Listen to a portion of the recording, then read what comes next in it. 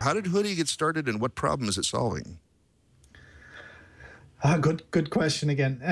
If you remember last week, and if you don't, stop now and go back to last week, Yep. listen to the CouchDB episode. One of the more obscure things that we allowed people to do with CouchDB is put applications that were written in HTML and JavaScript into CouchDB itself, because we thought that was a good idea. It was a decent idea, but most of the web development community didn't quite agree with our vision there. But there were a few interesting ideas, and one of the things is, that you mentioned in the intro is the offline first bit, that synchronization when you're online that makes your app work when you're offline, or still work when you're offline. That was still a good idea. And together with my basically Hoodie co-inventor Gregor Martinez, we came up with the idea for this, taking that same idea but attacking it from a very different angle.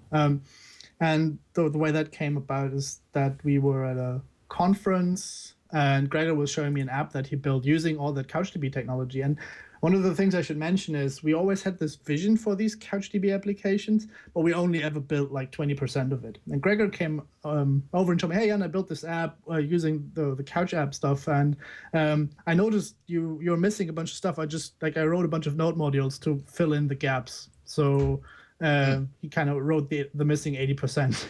And I'm like, Wow. this is quite nice. We should make this available for everyone, kind of extracting it from the app that he was using. It's called Minutes.io, a little thing that we're doing on the side, which is kind of the base camp to the Ruby on Rails that is Hoodie, kind of the app that is the genesis for the project.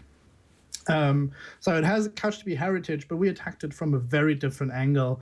Whereas from CouchDB, we had a solid database technology, nice JavaScript integration, nice HTTP integration, and we were building upwards from there, like to kind of show what we want to give to users. With Hoodie, we were thinking backwards from who is this for, and what do they need, and how can we package the software that we like in a way that it is accessible for these users. And our ideal end user is someone who is, like you mentioned in the beginning, good at HTML, CSS, can copy and paste some jQuery, and is comfortable building an experience on the web, but then kind of always needs to talk to a Rails developer, a Java developer, PHP developer, or needs to use things like Drupal or WordPress as a backend or something like that to make something where you can like have a user sign up, data storage, all that, the things that only backend servers can do. And Hoodie is really built for these people with a easy to use API and easy to install and all these kind of things.